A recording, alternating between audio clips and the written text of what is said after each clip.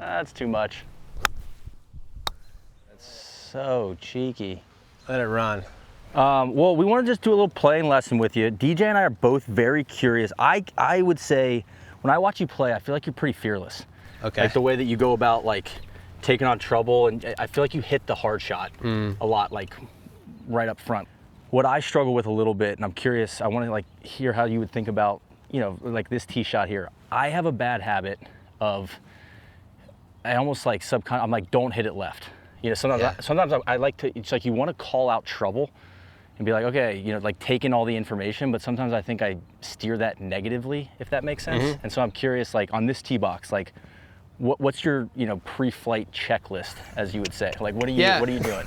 Oh, I mean, my comment to what you just said would be, you got to figure out, understand why you hit it left. That way you can figure out how to hit it, you know, not have that shot. More so like there's trouble left, don't miss it left. You know what I'm trying to say? Yeah. Instead of saying, let's hit it up the right, it's almost like having a positive slant to it. Do you think about that at all? Yeah, like, absolutely. So like this hole, it kind of reminds me a little bit of 3 at Bay Hill, where there's water left, and it looks like there's more water than fairway. Yeah. Because the lake's so big.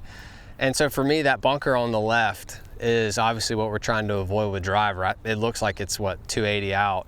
So like if we're taking that on, we feel like that's the right play. Yeah.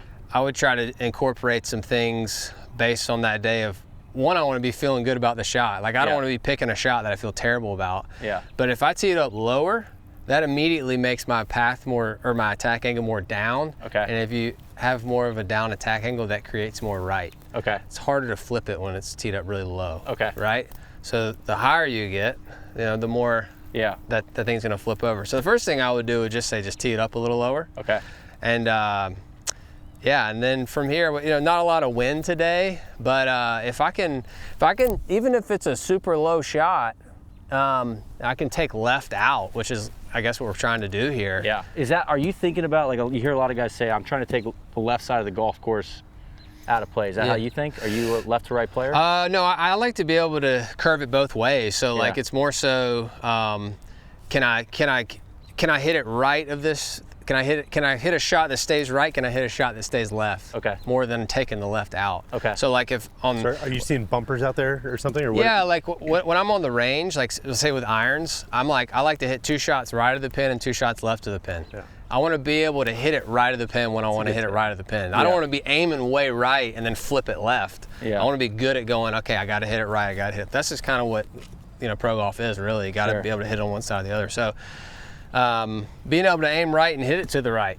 is hard to do. So I would create a situation where it gave me the best chance to do it, and then if I'm really committed to my shot, then I can live with the result. Okay. You know, a little bit. So process based. I like picking a quadrant though. Yeah. So like if we're taking that bunker on the left on, okay, you know, and we're trying to hit up that right side, I'm kind of seeing a gap. So my gap would be like middle of the right bunker to just left of the right bunker, and you see that kind of quadrant right there, like the left half of that bunker to just left of it, and I'm just kind of focusing in right there. Okay.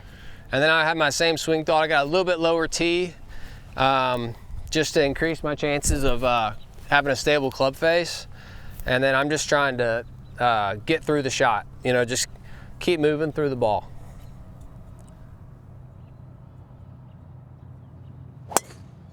And I hook it. Maybe I should have taken a practice swing. But we're committed to it. We can live with the result. Yeah, we can. You know? I mean, the process seems good. Then we figure out the next one when we get up there. Yeah. All right. So for me, I have a spinny, you know, I'm outside the in, like a lot of bad golfers. But negative self-talk is starting already. It's already starting. No, but hey, you got to be honest. You got to know yourself. I'm probably gonna OP on the right. I'm probably gonna blow it over there. I didn't say that. You did. No, but I kind of want to. If I want to start one on this left bunker and know that it's going to peel back to the middle. Yeah. Would be my thought process. Yeah. Here. And knowing that like we don't need all of this, so you don't have to overswing it, because that's when it could get lefty. Yeah. Get chloroformy. We don't want that. Let's see it.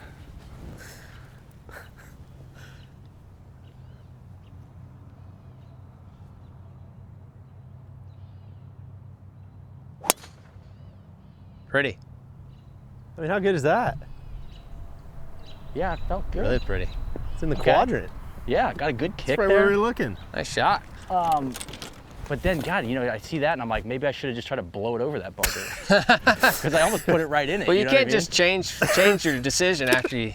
Well, that's what happens a lot of times. I almost feel like, oh, You can do that. You shouldn't do that. DJ and I talk about this a lot. It's like you go through this checklist, and sometimes we leave out like the most obvious variable, which is like, oh, the wind. Forgot the I'm lie. such an idiot. Of course it went left. So we we outsmart ourselves a little bit. Well, which is, I always think in pro golf, it's crazy how fast you guys process that information. Yeah. Where I'm sure a lot of this stuff is like, you're not literally standing on the tee box being like, okay, let me explain all the stuff I just explained to Neil and go through the checklist in my head.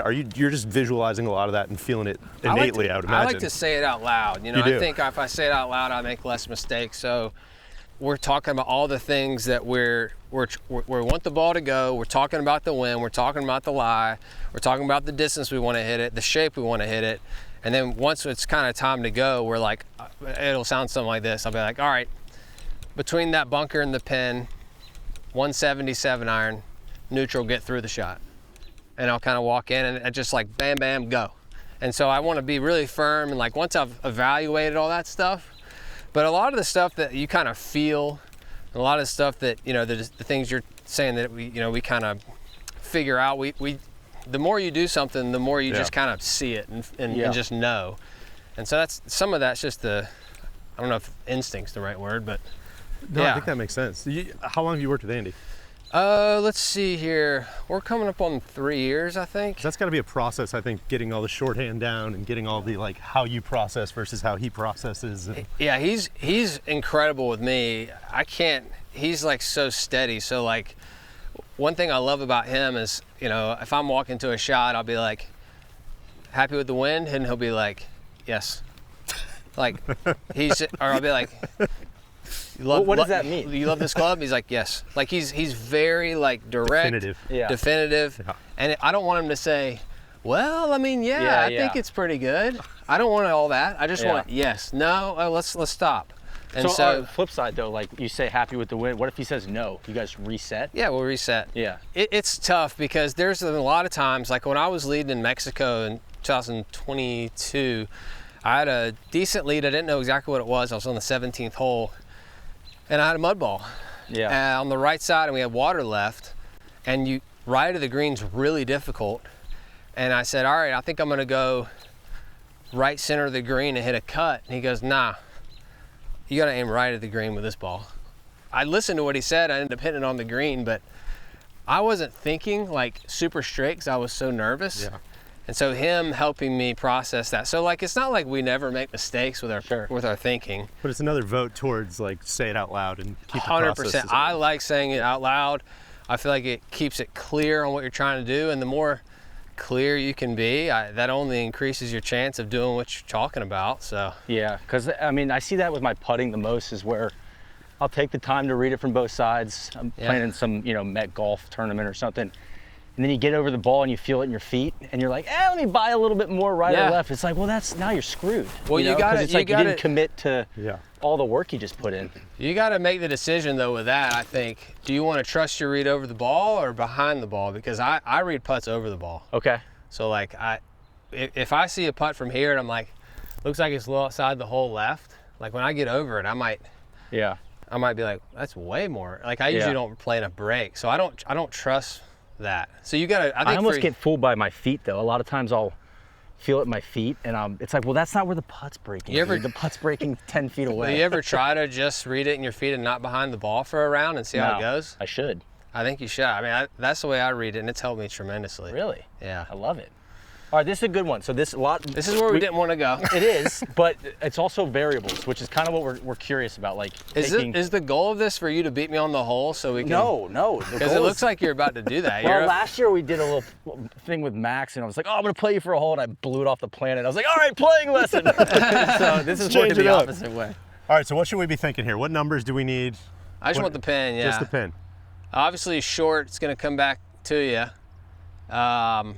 92. 92. So this is an official competition, so we don't have slope. Yeah. So for me, up 2. I'm gonna guess. Okay. Yeah. Well, that is funny. So I'm gonna say it's 100 yards then.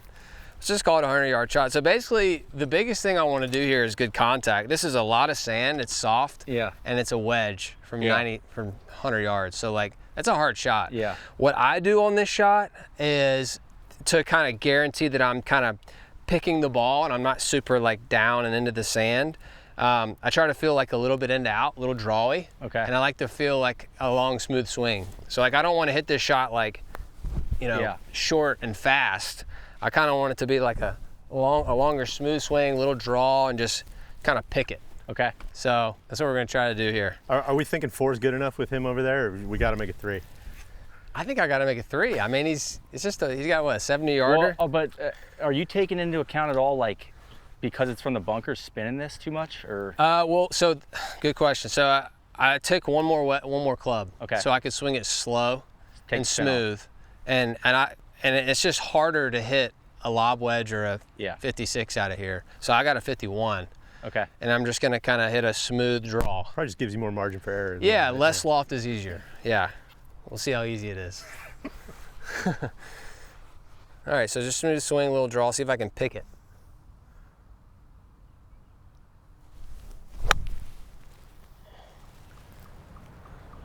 Missed that a little bit. Stay there. Stay. As you can see though, like I chunked that slightly and it still almost got up there. Yeah. That was not the sound I was expecting to hear, and seeing it get all the way up there was kind of shocking. Yeah, you may hit another one, see if I can hit it decent. I kind of do. You got a ball. Yeah. This is not the ideal spot for scoring. But, this one wasn't in the book. Yeah, unfortunately, I've had this shot a few times this year. That's a little better. Yeah, it's a little more drawy. Yeah. So anyways, love it. Don't hit it there. That's the first lesson. Yeah, execute the first plan. How often during a round though are you teeing it down like you were doing on that tee?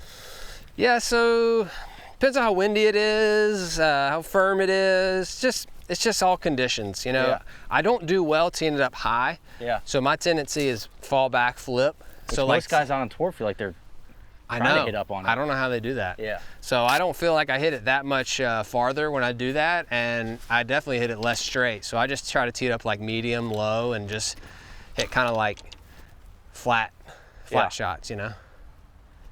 All right, 67, no slope. Play the game the right way. Yeah, play the game, play by the rules. So I mean, you got to be thinking this is a green light right here for. Yeah. So 67, uphill a little bit, we're playing 70 yards. Yeah. I mean, soft conditions, you just want to fly it right in the hole, don't you? Yeah. How do are you taking full swings with wedges ever? Or yeah, sometimes. I'll always choke down on my wedges. Okay. Like about an inch. And then like I'm a little bit of a clock system. So this one I would take it back to like in here and then just kind of go through. And then if I had to hit it farther, you know, I just. Yeah, a little bit more. But I'm never trying. Always choke down though. When I choke down, I feel like it makes my contact better, like a little more shallow, and brings my flight down, a little easier to control that. Makes me use my body a little bit more when I choke down.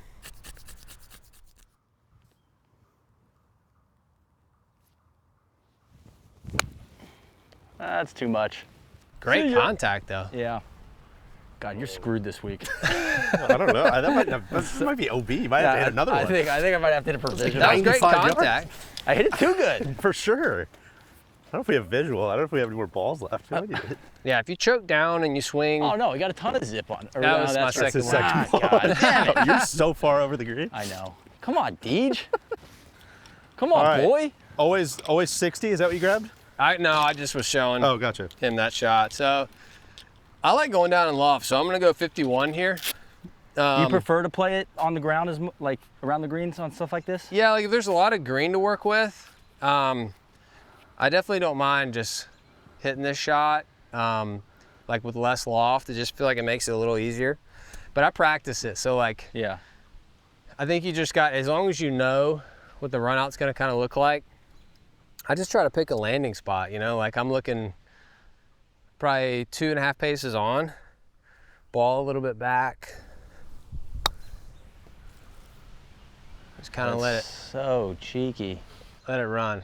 All right. Comfy 4. We're moving on. Moving on. Let's see you get up and down. See if we can find it. It's easier. It's always easier to chip with less loft. I've never been the most like confident chipper. Yeah. And pitcher. I'm always trying to kind of get comfortable with that. I spend a lot of time doing it, but to me, less loft, if you're ever in doubt, it's always easier. I've kind of been coming around on that idea too. Just playing a bump and run is just more margin for error. Yeah.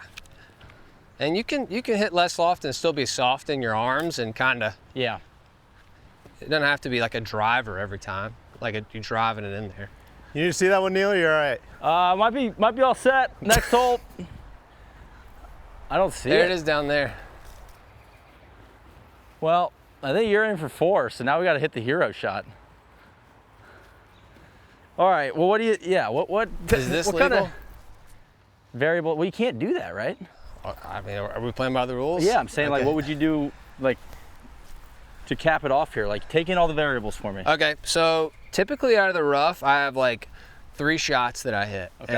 and then I'll change club face. Yeah. So like, let me see this real quick. So if I feel like there's gonna be no grass between the ball, I mean it's gonna come out all ball, I'll just basically hit it all. Like I'll just tell Andy all ball, and I like to feel just a little bit of throw. Okay. Right at the bottom, just to have a little bit of getting that leading edge under. And then if I feel like there's a little bit of grass behind it, like this one I do, I would say square face and feel like I hit it a little harder. I'd say square face a little harder. And if it's really thick like last week, I'd go square face, hit it twice as hard. Okay. So I kind of have like 3 shots. So this one I would be like square face a little harder, and I would kind of feel like I'm hitting it just a little harder than what's comfortable. Okay. Just to know I get and this. And if it was no grass, you'd almost let the risk come through a little bit. If I'm in the rough, I still like just a little bit of throw. But yeah, if it was a low shot, I wouldn't throw it. Okay. So this one I would say just square face, just a little bit harder than normal. Nice. How good is that? I really struggle. You guys make the big swing chips out of the rough look so easy on tour. Yeah. And I think a lot of it's just been like set up and how I think about it. Yeah. Yeah. But that was like right there was super helpful. I know that's not super close, but it felt like good contact. No, that was great contact. I think you have to just judge the lie and then just be like, okay, I have to hit it a little hard and just. Yeah. Just and I think, God, chipping is just like all confidence. Like, are you attacking the golf ball or not? Anytime you're not attacking the golf ball, it's not good. So, all right, well, good win. Yeah. Flipped it on a stage. Thanks. Hey, we got him. Yeah. We had it in the first half, good but, you know, but that's it. So you get 10% Thanks of for that having win. me. Yeah. That was fun. Thanks for your time, Russell. There's like 50 things I feel like I picked up in that For that I need to sure. go back and study the tape.